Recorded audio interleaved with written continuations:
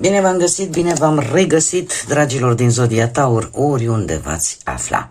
Și iată ne ajungi la noiembrie și la lectura generală pentru această lună a acestui an 2025, așa că toți cei care aveți soarele, luna, Venus, ascendentul în această zodie a Taurului, această lectură este de asemenea și pentru voi. Desigur, ca de fiecare dată, nu uitați, este totuși o lectură generală, așa că vă rog să luați decât acele mesaje care vor rezona cu voi. Restul, lăsați-le să zboare în univers, pentru că sigur sunt pentru alte energii, care într-o mai mică sau mai mare măsură au o legătură cu zodia Taur. Zise toate acestea, în timp ce voi pune, cei care mă urmăriți de ceva vreme, știți că la începutul fiecarei luni pun câte o carte din minunatul oracol al frunzelor de ceai, care compune vreo 200 de cărți, câte o carte pentru fiecare săptămână a lunii noiembrie, așa să ne formăm în mare o viziune generală asupra lunii. Că da, este o lectură generală, să ne formăm așa ca și idee la modul general. În timpul acesta am zis, așa cum am făcut și în ultima perioadă, să vă spun din punct de vedere astrologic cum stăm la modul general și desigur după aceea să vorbim un pic și despre voi, cum vă afectează pe voi aceste aspecte astrale. Și avem, desigur, dragii mei, avem o lună plină în Taur pe 5 noiembrie. O lună plină în Taur care va genera o atenție și un focus mult mai mare pe finanțe, dar și pe legăturile cu ceilalți. Indiferent că vorbim de legături sentimentale sau pur și simplu legături interumane între oameni. Mai avem de asemenea și o lună nouă în Scorpion undeva pe 20 noiembrie, care va veni cu acea invitație subtilă de a închide ceea ce nu-ți mai folosește, de a renunța la ceea ce nu-ți mai face bine și în felul ăsta să te deschizi așa către o nouă formă de a gândi, o nouă formă de a vedea lucrurile. Dar cred că cel mai important îl avem pe Mercur. Un Mercur care intră în retrogradare în Săgetător, începând cu data de 9 până pe 29 noiembrie. Cu ce vine acest Mercur retrograd? Vine cu o revizuire. O revizuire în modul în care gândim, o revizuire în modul în care vedem viața și din punct de vedere atât filozofic cât și spiritual, și de asemenea o revizuire a planurilor noastre de viață în general. Așa că pe de altă parte se recomandă, fiind Mercur planeta comunicării, se recomandă evitarea deciziilor impulsive, evitarea comunicărilor mai aprige, care să ducă la neînțelegeri și la conflicte verbale în principal. Ce aspect important mai avem în această lună? Avem un Jupiter de asemenea retrograd și va fi retrograd pe destul de multă perioadă de timp, retrograd în zodia Rac, și va începe retrogradarea undeva pe 11 noiembrie și va ține până pe 11 martie 2026. Cu ce vine această retrogradare? Păi vine cu o atenție mult mai mare asupra anumitor experiențe din trecutul nostru. Ne vom pune întrebarea, am învățat ceva din experiența aia, mi-am însușit lecția care trebuia să o însușesc, da? O revizuire și în același timp și o reflexionare asupra acestui lucru, cum de asemenea și asupra unor persoane din trecut. Cum să spun eu, Jupiter este acel profesor care te întreabă, ai greșit? Bun. Ai învățat ca să nu le mai repeți? Ca și cum ne-ar pune această întrebare. Pentru că ele nu mai trebuie repetate, trebuie închise. De asemenea, apare o tendință de a revizui proiecte sau e chiar indicat să revizuim anumite proiecte vechi dacă mai dau, dacă nu mai dau rezultate, sau pur și simplu să le ajustăm și să încercăm să le perfecționăm pe cele actuale. Se cere acest Jupiter în retrogradarea lui în Rac, cere o mai multă atenție vis-a-vis de sănătate, vis-a-vis de excese și vis-a-vis de acea căutare, cel puțin pe partea asta a sănătății. Voi știți că eu nu prea spun când e vorba de sănătate și nu pentru că n-aș ști, pur și simplu nu vreau. Dar atunci când și din punct de vedere astrologic și dacă mai mi-apare și o carte, atunci o fac, pentru că înseamnă că este ceva important și atunci trebuie să vă dau această informație. Deci, pe partea asta a sănătății, per general, nu neapărat numai la voi, per general, pentru toată lumea, această retrogradare afectează sănătatea și pe cei care fac excese. Da? Trebuie să încercăm să găsim acel echilibru și acea armonie care să facă în așa fel încât să nu ne afecteze sănătatea.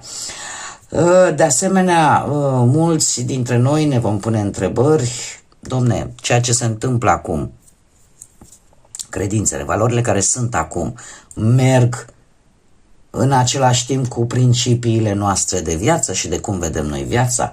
Da? Apare o ușoară filozofie a vieții și este de asemenea indicat pentru toată lumea, cel puțin în această perioadă, mai ales, eu zice că e indicat până undeva prin martie, la începutul lui martie, de a nu lua decizii totuși impulsive, a le gândi înainte de a le lua, de a face alegerea definitivă.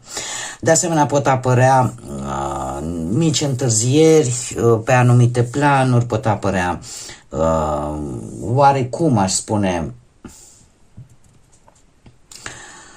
mici întârzieri, nu știu, poate pe lucruri care în mod normal ar fi trebuit să vă iasă, fără prea mult efort, dar așa se întâmplă când avem un Jupiter, marele benefic în retrogradare. De asemenea, cred că un lucru mai important, dacă reușim să ținem în frâu toate aceste lucruri, totuși pe termen lung, lucrurile pot deveni mult, mult mai clare. Se va acorda o mai multă atenție în această perioadă vis-a-vis de legăturile noastre familiare, cele mai apropiate cu familia, da? Dar și vis-a-vis de nevoile noastre emoționale. Ce ne lipsește? Se va acorda o mai mare atenție. În ceea ce vă privește pe voi, dragilor, voi ca și zodie, pentru dragii mei din Taur, toate aceste aspecte astrale pe care eu le-am spicuit, dar nu sunt toate aspectele astrale, le-am spicuit și am considerat eu că e mai important. Luna plină în semnul vostru vă va pune în evidență. Vă va pune în centrul atenției și te va invita să fii un pic mai atent la propriul tău corp, la posesiunile tale, la ce te face pe tine să te simți oarecum încorsetat, legat. De asemenea, retrogradarea asta a lui Mercur în Săgetător poate genera pentru voi un pic de confuzie și mai ales pe tema călătoriilor și a studiilor, a profesiei, poate să creeze așa o mică confuzie, o mică neîncredere.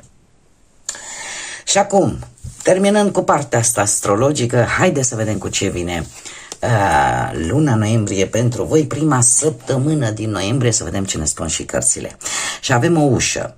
Se pare că există o șansă, o oportunitate care te așteaptă, care așteaptă ca tu să o deschizi, ca această ușă să o prinzi de mâner și să o deschizi să vezi ce este acolo. Dar este o șansă la care tu va trebui să te informezi, sau să acorzi un pic mai multă atenție, pentru că ea acolo te așteaptă. Doar că trebuie să o găsești, sau doar că trebuie să faci în așa fel încât să începi să profiți de ea. Poate să fie pe orice aspect. Avem a doua săptămână cu Harpa, care ne vorbește de o mare fericire, de o mare bucurie care îți poate veni în cea de-a doua săptămână și va fi așa muzică angelicală pentru urechile voastre. Cea de-a treia săptămână vine cu pasăre zburând. Asta înseamnă că noutăți, vești care vor veni către voi de la distanță. Vești importante. E posibil să fie vești de la distanță destul de mare. Ce mai avem aici? Avem, nu știu, probabil nu știu ce ăsta, cred că șervețel ceva. Nu știu, nu pot să-mi dau seama. În fine, a patra săptămână avem pe cineva care încearcă să se interpună între tine și cineva apropiat sau cineva pe care tu ți-l dorești, adică poate să fie atât pe partea de amiciție cât și pe partea sentimentală. Este cineva care și cam bagă coada acolo între tine, între relația dintre tine și cineva important pentru voi. Bun, haideți să vedem totuși ce ne spune tarotul, să vedem așa ca la modul general ce vine pentru dragii mei din Taur în luna lui noiembrie sau care sunt energiile voastre, ce este important, ce este în favoare, ce nu este în favoarea voastră, ce puteți voi controla și ce nu puteți voi controla în această lună noiembrie, dragii mei din Taur. Haideți să vedem.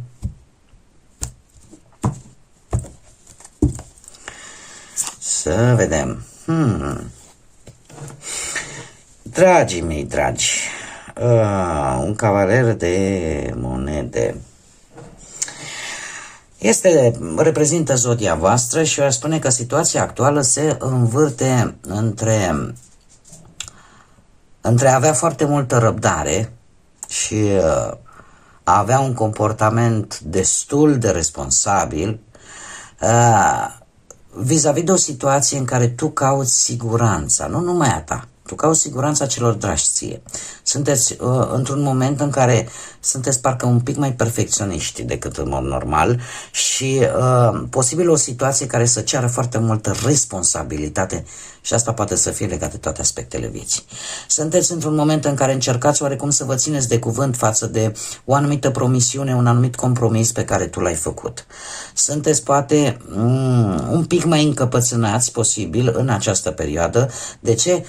Posibil să aveți ideea aia că lucrurile cumva trebuie făcute numai și numai ca voi și asta este posibil, că eu nu pot acum să vă zic numai muzică frumoasă pentru urechile voastre, trebuie să vă spun și ce e posibil să joace un rol un pic negativ pentru voi. Dar sunteți ori în faza unui nou început profesional, ori că vi se cer mai multe lucruri pe la locul de muncă. Cert este că sunteți cumva, eu aș spune, mult mai responsabili și e posibil ca unii dintre voi să vă dați seama că nu e momentul cel mai adecvat ca voi să schimbați poate un job sau să faceți o mișcare destul de riscantă. Așa că sunteți destul de răbdători. Mergem mai departe și haideți să punem toate cărțile ca să ne formăm așa o idee. Dragii mei, ce nu prea este în favoarea voastră, nu vă îmbătați cu apă rece și în general nu știu dacă zodia Vărsător poate să fie o energie din Vărsător care să aibă ceva, să joace așa un rol un pic mai negativ vis-a-vis de voi, să nu prea fie în folosul vostru sau pur și simplu să avem, voi să aveți vreun ascendent în Vărsător și atunci pur și simplu vă îmbătați cu apă rece, în sensul că bun, este bine să avem vise, este bine să fim optimiști, dar totuși să fim echilibrați. Așa cum o spun de fiecare dată, orice lucru, indiferent și bunătatea, dragii mei, bunătatea, pentru noi umanii, nu vorbim de Domnul nostru Iisus, care săracul a avut atât de multă bunătate încât s-a sacrificat pentru noi, dar noi nu suntem Dumnezeu și nu suntem suntem niște oameni simpli și normali.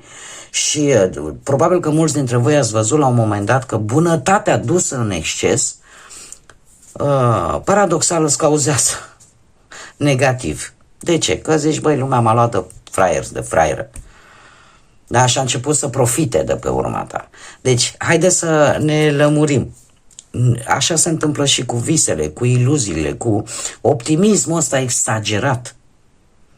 Pentru că în momentul în care spui, hai lasă că o să fie bine, adică nu putem să fim ca în anii 60-70, da, când era mișcarea aia mulți probabil care sunt trecuți de 50 de ani știu despre ce mișcare vorbim, când era așa cu capul în nord toată lumea, numai cu fum de la pănas și era așa de mișto. Nu există. Trebuie să ne păstrăm rațiunea și să ne păstrăm conexiunea cu realitatea. Deci ce poate juca un rol defavorabil pentru tine în această lună este aceea de a nu, de a nu te gândi, de a nu avea un optimism care să nu are legătură cu realitatea. Da?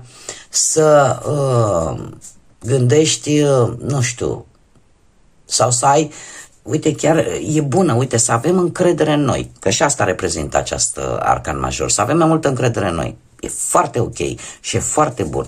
Bă, dar în momentul în care am prea multă încredere în mine, prea multă, și de fapt realitatea n-are nicio legătură, că pot să mă țin eu, cum să spun eu, și să susțin, eu am dreptate, eu dețin adevărul universal. Și e posibil să nu fie așa.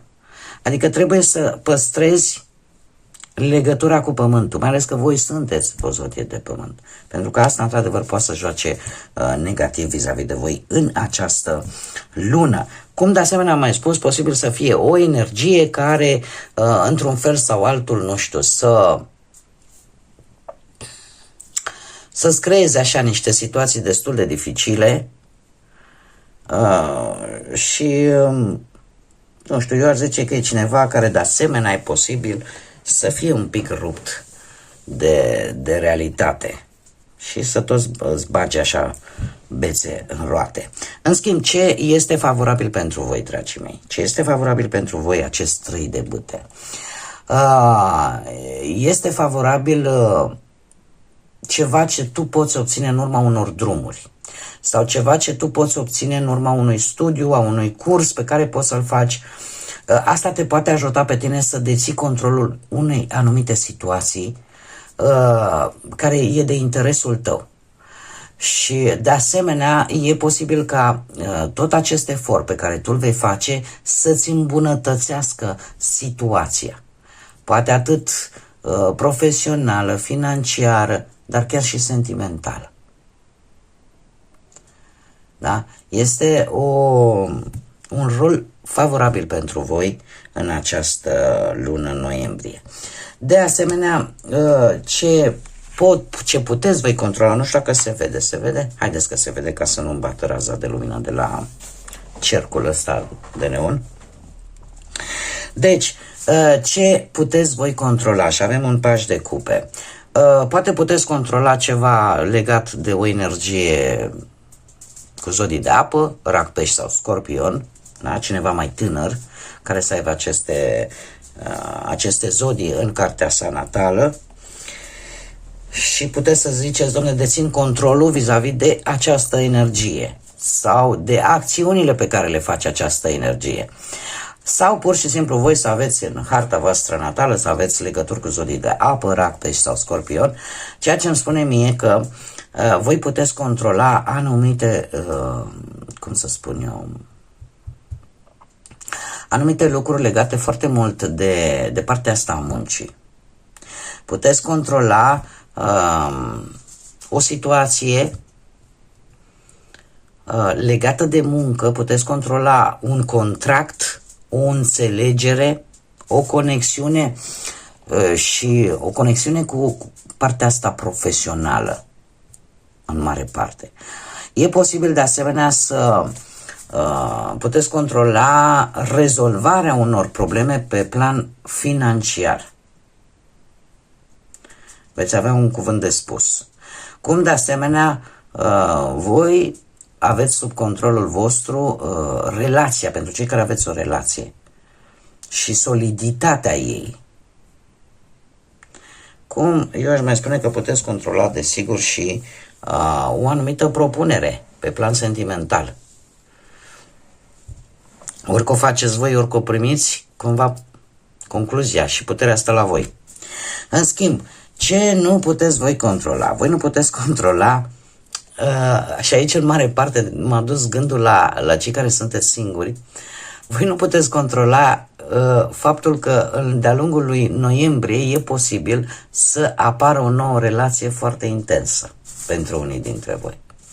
Cum de asemenea nu puteți controla ce vine pozitiv în viața voastră. Pentru că probabil are legătură cu spiritualitatea, are legătură cu divinitatea și probabil ce nu o să puteți controla așa la modul general, noi începuturi, dar și noi reînceputuri. Indiferent pe ce aspect al vieții vorbim, fie el profesional, chiar și material, aș spune, dar în mare parte sentimental. Vor fi situații cu persoane posibil noi, dar și cu persoane din trecutul vostru, care să vină așa cu o energie puternică de reînceput. De reînceput sau de nou început. Mai mult pe planul ăsta nu o să puteți să vă controlați, mai bine zis așa ca și concluzie, emoțiile care le provoacă toate aceste lucruri. Veți fi mult mai emotivi în această lună. Haideți să vedem totuși energia voastră generală. Energia voastră generală. Care este energia generală a dragilor mei din Taur în luna lui noiembrie?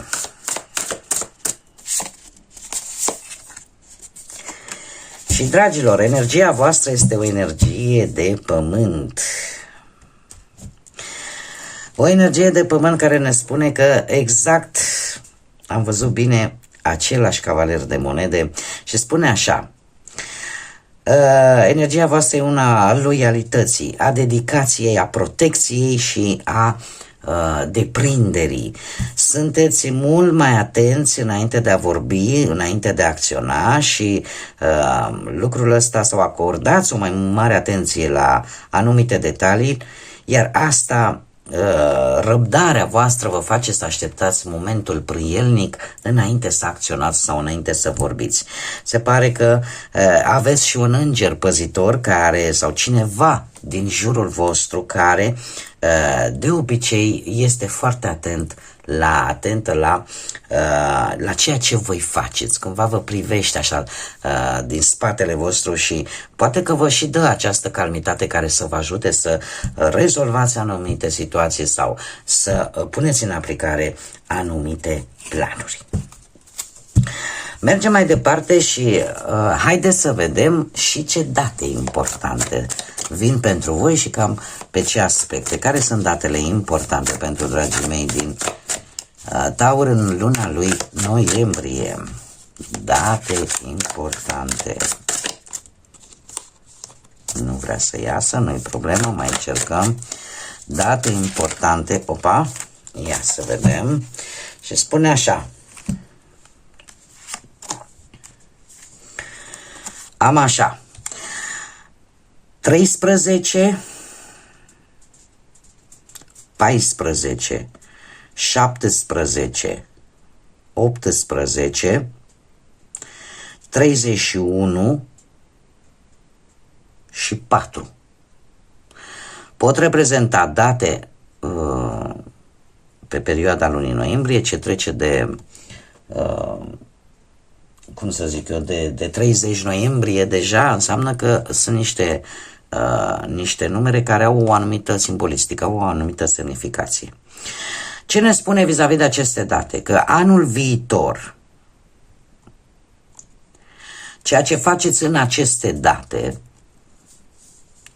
e posibil să vă aducă anumite îndoieli, să vă aducă anumite stări poate de rușine, de izolare, de neclaritate în ceea ce voi faceți. Așa că probabil că ar trebui să acordați un pic mai multă atenție la aceste zile, 13, 14, 17, 18, da? Undeva cred că pe la mijlocul lunii sau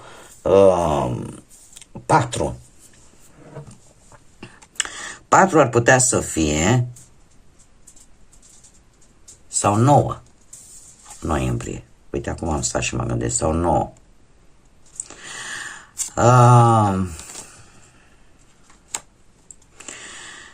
Se pare că pe înserat, ca să zic așa, într-o zi de sâmbătă, posibil, nu știu, să aibă legătură 6, 7, 8 sau 13, Și 21 noiembrie, nu știu dacă pică într-o sâmbătă, uite, chiar sunt curioasă să văd dacă pică într-o sâmbătă. Avem, într-adevăr, o sâmbătă de 8 și 15 de asemenea. Da?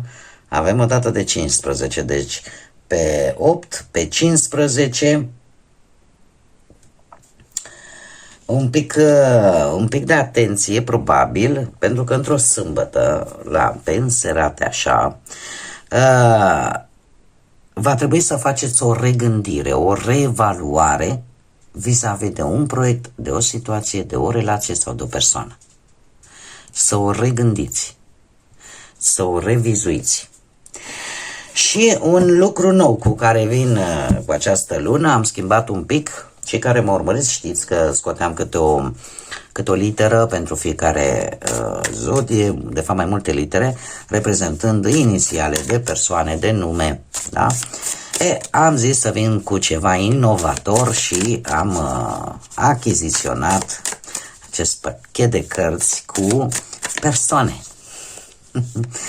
Cu caracteristici ale unor persoane și haideți să vedem ce persoane vor avea o anumită importanță sau cu care voi veți avea o legătură mai intensă în această lună noiembrie. Și haideți să vedem.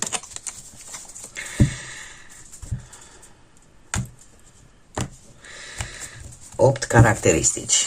Bun, ia să începem. Avem cineva care dispune de masă musculară. Poate să fie și la doamne, că se poartă acum în ziua de azi, dar în mare parte e o energie masculină, cineva care are grijă de propriul său corp și care probabil că se și vede. Avem pe cineva brunet, da? Cineva brunet poate la culoarea pielii sau la culoarea părului sau poate și una și alta. Avem pe cineva care de obicei se îmbracă în mult mai sportiv, posibil să fie cineva minion, adică să aibă o înălțime, să fie mai micuț de statură așa, dar în general este cineva care de regulă se poartă foarte flugarnic, așa, foarte sportiv, foarte comod. Mai avem pe cineva mai tânăr decât voi. Da, cu vârsta mai tânără decât a voastră. Avem de asemenea cineva cu ochi albaștri. Cineva cu o față ca de copil, așa. Știți că sunt persoane care chiar și în viața lor de adult au așa un chip copilăros, așa un chip de-ți vine să-l mănânci. Sunt foarte, exact cum spune și această carte, o față așa de copil. Da? Drăgălașă. Și mai avem desigur pe cineva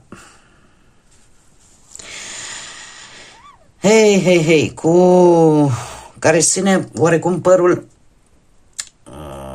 mai jos chiar și față de ochi de multe ori. Da? Poate să fie neapărat cârlionțat, dar de obicei are ochii care parcă îi înjumătățește cumva fața, parcă nici nu o vezi. Și mai avem încă una, pe cineva care are niște obiceiuri destul de nesănătoase. Aici poate să intre tot felul de vicii, plecând alcool, tutun și, nu știu, chiar și cea mai veche meserie din lume, e și ăla. Eu știu că unii o consideră meserie, dar pentru alții lucrul ăsta poate să... Adică nu merge totuși, nu cauzează chiar așa. Chiar așa de bine, zic, nu dau cu parul și nu judec pe nimeni, dar e vorba de niște obiceiuri total nesănătoase care la un moment dat vor face rău atât din punct de vedere fizic cât și din punct de vedere mental. Haideți să vedem acum ce mesaj au îngerii pentru voi, dragilor, pentru această lună noiembrie. Care este mesajul special pentru dragii mei din Taur? Și avem un cristal, nu știu exact în românește, acum chiar pe toate nu le știu. Larimari spune în spaniolă, puteți să căutați, să vedeți, care vă poate sprijini, vă poate da acea energie de care voi aveți nevoie de-a lungul lui noiembrie și care ne vorbește de sensibilitate emoțională și spune așa: momentele în care se intensifică emoția și sensibilitatea, atunci e nevoie să cum să spun, ai nevoie de o amabilitate și o atenție un pic mai specială. Așa cum bine am văzut și din cărțile de tarot, în această lună probabil că mulți dintre voi veți experimenta într-adevăr multe situații de genul ăsta, veți fi mult mai senzitiv, mult mai cum să spun eu, predispuși la această sensibilitate emoțională. Și asta nu e de mirare, cum am mai spus, aveți o lună plină în zodia voastră care vă va face într-adevăr mult mai emoționali decât în mod normal ați putea să fiți. Dar în momentul în care vedeți că acest lucru deja e dus la extrem și toate aceste emoții, toată această sensibilitate nu o mai puteți controla, nu stați, cereți sprijin. Cereți sprijin celor care chiar poate să vi le dea. Când vedeți că toate acestea vă copleșesc, practic.